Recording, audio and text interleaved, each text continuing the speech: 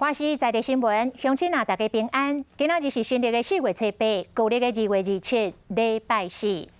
新闻的头一条：太鲁阁号头七，全台湾的火车早起9点28分，单列5秒哀悼受难者。太鲁阁火车败马事故造成50个人死亡，200外个人受伤。司机员袁顺修甲助理司机员江派芳嘛拢来过往。今仔日是事故发生的第7天，嘛是民间的风俗头七。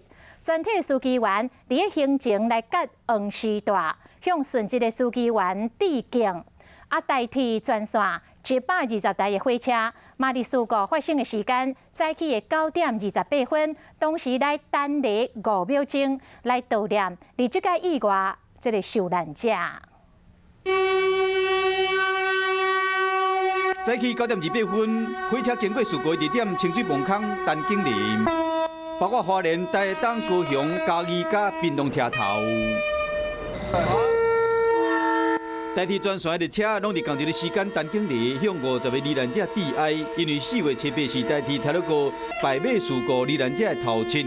全国火车驾驶产业工会选伫早起9点28分，也是发生败马时间，同时陈景林5秒表示哀悼。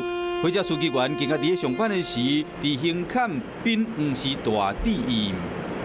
那长鸣5秒钟以对这位2位英勇的司机来那个悼念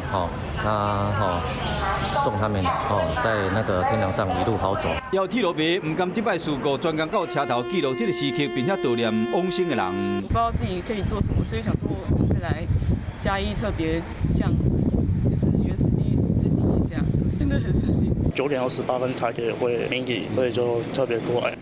全台湾用敬礼声串联表示哀悼，希望往生者能登上西方极乐世界。